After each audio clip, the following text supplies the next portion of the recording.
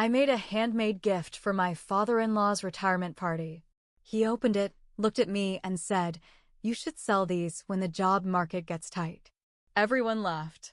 I smiled and said, "Funny? I was thinking of sending you a bill for emotional labor."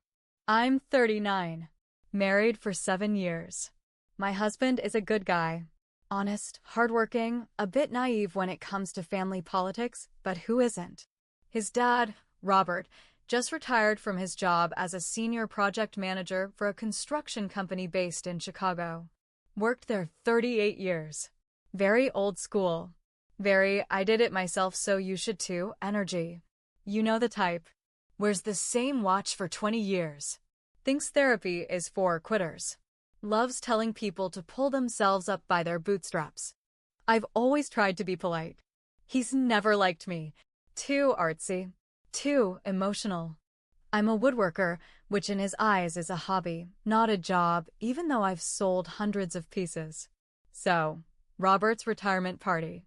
His wife, my MIL.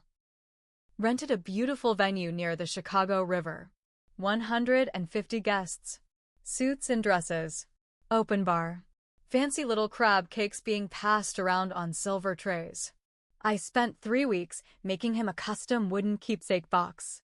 Walnut. Hand-carved details of construction tools on the lid.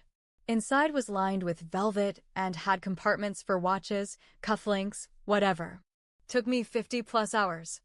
I skipped a few paid orders to make time for it. Thought maybe, just maybe, this would show him I respected his career, even if he never respected mine. Big mistake. Gift time comes. People are handing him bottles of whiskey, golf balls, a framed retirement plaque. Then it's my turn.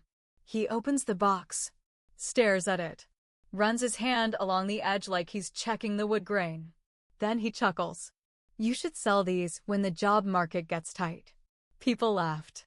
Not like a gentle laugh. It was loud. Real. Like I was the punchline. I stood there, trying not to let my face fall. I smiled. "Funny. I was thinking of sending you a bill for emotional labor." More laughter. But this time more awkward. More confused. My husband's face turned red. He whispered, "Why would you say that?" under his breath.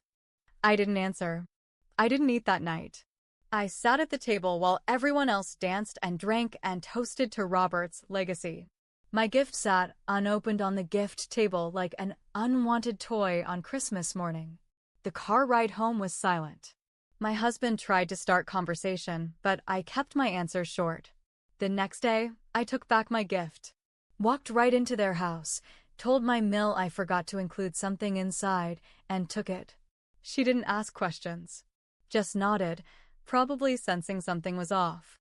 Robert never called to ask what happened. Never said thank you. Never even mentioned it again. So I started keeping score. Every time I was asked to help set up for a family event, I said no. Every birthday card request? Forgot. Every favor? Busy. Every time they invited us over? We were already booked. My husband noticed. He asked why I was being distant. I told him the truth. I told him his dad humiliated me in front of 150 people after I spent 50 unpaid hours making something personal, and I was done pretending it didn't bother me. He told me I was being dramatic. That Robert was just joking. That's when I stopped talking. I started selling custom boxes again. First locally, then online. They sold out every time. Reviews were amazing. I started gaining traction, posting videos of my process. Before long, I had a following. Not millions, but enough to matter. One day, my husband said, "Hey, my dad was asking about one of your boxes. I think he wants one." I didn't even look up. I just said, "I bet he does." That was 6 months ago. I haven't given him anything. About a month after that short conversation with my husband, I got a DM on Instagram from a woman named Tracy. She runs a small boutique in Milwaukee that sells locally made home goods, candles, pottery, handwoven stuff, the works. She'd seen one of my woodworking videos on Reels and wanted to carry my pieces in her store. I said yes. That one message kicked off the busiest season of my life. Orders came in fast. I stopped taking custom work and focused on limited run designs. My evenings were filled with sawdust, music, and the quiet satisfaction of carving something beautiful. My shop was finally paying real bills. Around this same time, my husband started acting weird. Distant, but also nervous. Like he was walking on eggshells. He stopped bringing up his parents altogether. I didn't press. I had work to do. I was tired of carrying the emotional weight of his family drama and running a business. Then came the family barbecue. Every July, his side of the family does a huge cookout at a cousin's house in the suburbs. I didn't want to go. My husband begged me. Said it would be low-key, that Robert probably wouldn't even be there. Robert was not only there, he was holding court. As soon as we walked in, he smiled wide and said, "Well, look who decided to show up. I was beginning to think you were tired too, sweetheart." I didn't laugh. I nodded and walked past him like he wasn't there. Later, while I was getting a soda in the kitchen, I heard him talking in the backyard. Loud enough for anyone nearby to hear. "I still don't get why she's so touchy," he said. "It's just a box. What's it even worth?" $40. Someone laughed. A cousin, I think. That was it. I was done. That night, I told my husband I was officially out. No more pretending.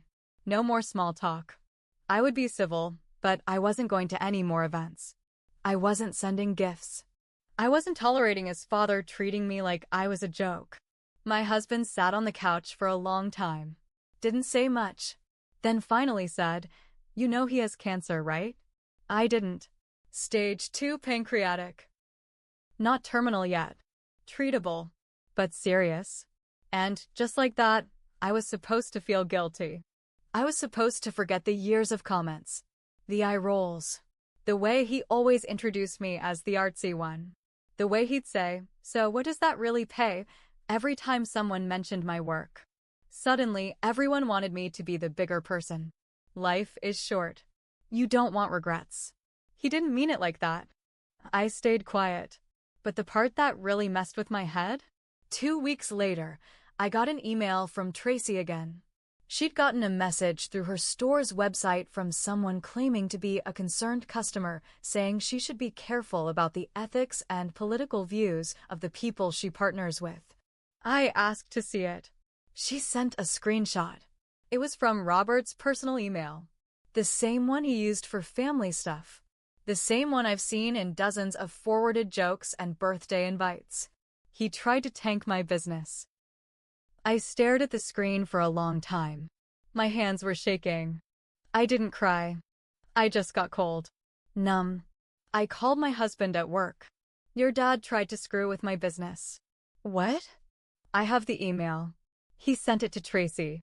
He used his real name. His real email. What kind of idiot do you have to be? I'll talk to him." "No, don't." "Why not?" "Because this is between me and him now." That was the day I stopped giving a damn about how it would look.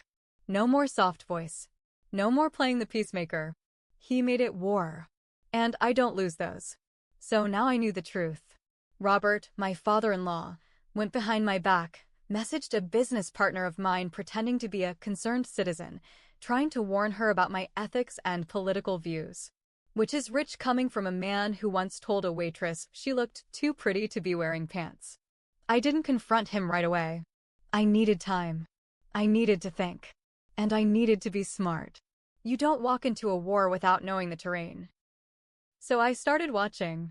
Quietly. I talked to Tracy and we laughed about the email. She actually offered to frame it and hang it in the store as a reminder of how scared bitter men get when women succeed. I told her not to delete it. Just in case. Then I started digging a little. Here's the thing about people like Robert. They like the sound of their own voice. He's all over Facebook. Still has a LinkedIn, even though he's retired. And his retirement? That wasn't as clean as he made it seem. Turns out, he wasn't just retiring because he wanted to. He was asked to leave. Quietly. After some comments during a company diversity workshop. I only know this because a friend of mine used to contract for the same company. Small world, huh? Then something else dropped into my lap. My husband's cousin, Rachel, called me. She's always been kind to me. Said she needed to talk. Rachel told me that Robert wasn't just being casually bitter at the barbecue. He'd been telling people that I had tried to use his retirement party as a way to show him up. That I used it to sell my products, and that I planned the whole thing to embarrass him. It took everything in me not to scream into the phone. He was rewriting the story, painting himself as the poor victim of his oversensitive daughter-in-law. I told Rachel thank you. Hung up. And that's when I decided I was going to do something I should have done a long time ago. I made another box. This one wasn't walnut. It was black locust, harder, heavier, sharp edges, no soft details. It had metal corners, scorched accents, and a lock on the front. Inside, I left a single note. You said it was just a box. Here's another one. Try opening this one with your mouth. I didn't send it yet. Instead, I brought it to our next family dinner. Yes, I went. Sat at the table. Passed the potatoes. Smiled at his wife. Waited. Then, before dessert, I said, "Oh, I made something."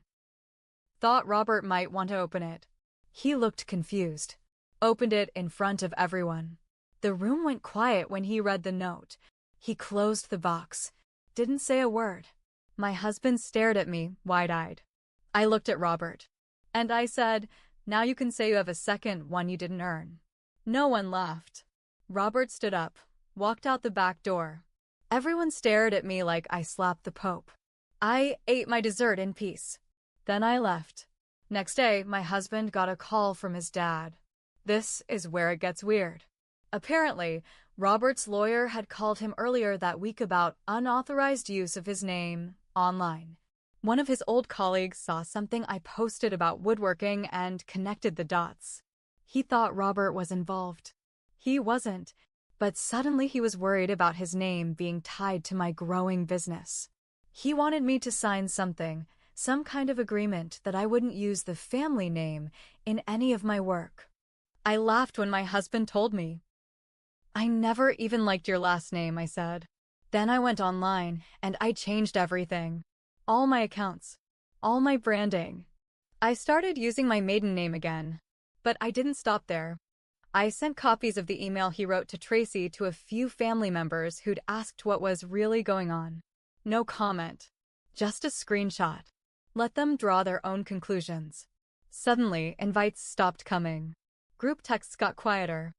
I became that one. But I didn't care. Because for once, the truth wasn't just mine to carry. It was out there. And Robert? He was finally quiet. Things went quiet for a while after I dropped that second box. No more calls from Robert. No texts from my ML.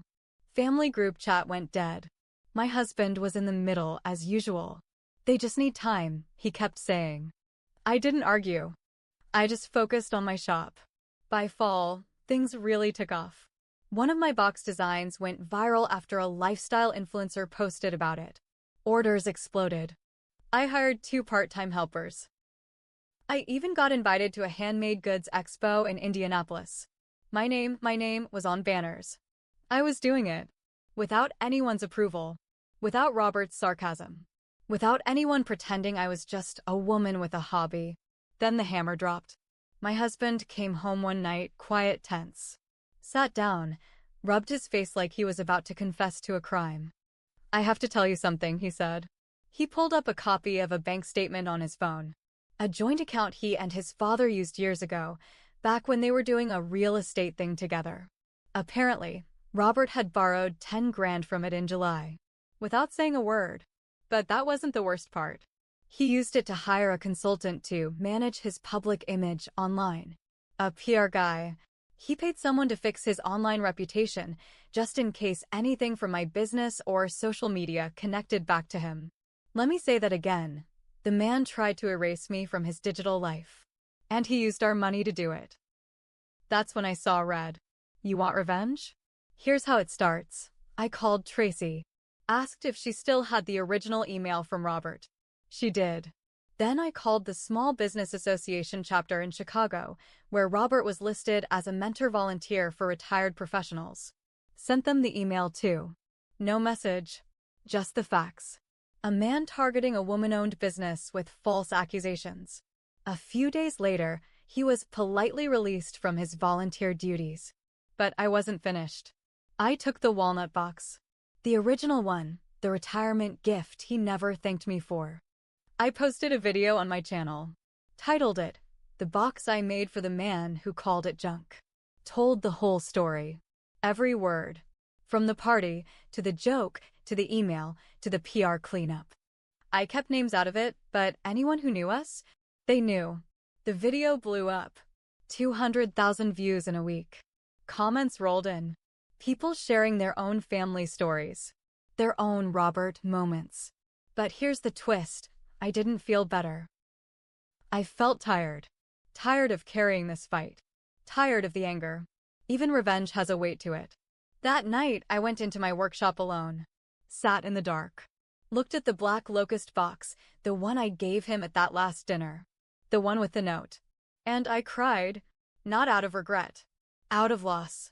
Because even though he hurt me deeply, I knew I had turned into someone I didn't recognize. Cold. Strategic. Vengeful. And my husband? He was still there. Still caught in the middle. Watching his father crumble and his wife harden. So I made a choice. I wrote a letter. Not for Robert. For me. I loved you like family. I tried. I gave you time, energy, art, and kindness. You laughed at it. Mocked it. Tried to erase it. I'm not angry anymore. But I'm done trying to prove I'm worth respect. I don't owe you anything. I just hope one day you figure out what real value looks like, before the last person who loves you forgets why they ever did. I didn't send it, but I read it out loud. Then I burned it in the same fire pit he built in our yard years ago. Let the ashes blow into the wind. That was my ending. A quiet fire. No more boxes. Just closure.